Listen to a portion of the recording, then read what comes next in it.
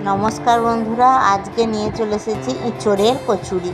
চলুন তাহলে ইঁচড়ের কচুরিটা বানিয়ে নিই। কিছু ইঁচড় কেটে একে নুন হলুদ দিয়ে সেদ্ধ করে নিয়েছি। এবার এটাকে ম্যাশ করে নেবো ভালো করে। এদিকে কড়াইয়ে তেল দিয়ে হিং, কালো জিরে ফোড়ন দিয়ে একটু আদা গ্রেট করে দিয়ে এটাকে একটু ভাজতে দিয়ে ইঁচড়টাকে দিয়ে সুন্দর করে কষিয়ে নেবো।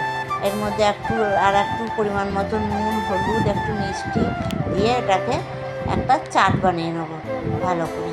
এটাকে তখন থালাতে ঠান্ডা হতে দেবো, দিয়ে চাটটা বানিয়ে নিয়ে চিলি ফ্লেক্স দিয়ে দিয়েছি। এবার চাটটাকে সুন্দর করে কষিয়ে নেবো। হয়ে গেছে আমার চাটটা কষানো। এবার এটাকে থালার মধ্যে দিয়ে এটা ঠান্ডা হতে দেবো। ততক্ষণ এদিকে একটা ময়দা মাখিয়ে নিই, আটা ময়দা সমপরিমাণ নিয়ে এটা আমি মাখিয়ে নিচ্ছি। ময়ন দিয়ে এর মধ্যে জল দিয়ে সুন্দর করে একটা সফট ডো বানিয়ে রেখে দেবো। এদিকে আমার চাটটাও ঠান্ডা হয়ে গেছে।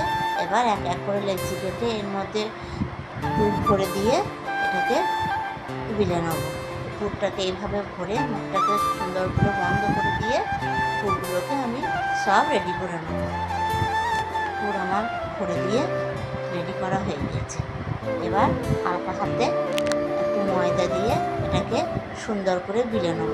এই কচুরিটা খেতে খুব ভালো হয়, খুব টেস্টি হয়। আপনারা বাড়িতে বানাবেন, দেখবেন এবং আমাকে কমেন্টে জানাবেন। এ দেখুন তেল গরম হয়ে গেছে, লুচিও দিয়ে দিয়েছি। লুচিগুলো খুব সুন্দরভাবে ফুলবে এবং খুব সফট, খেতে খুব ভালো হবে।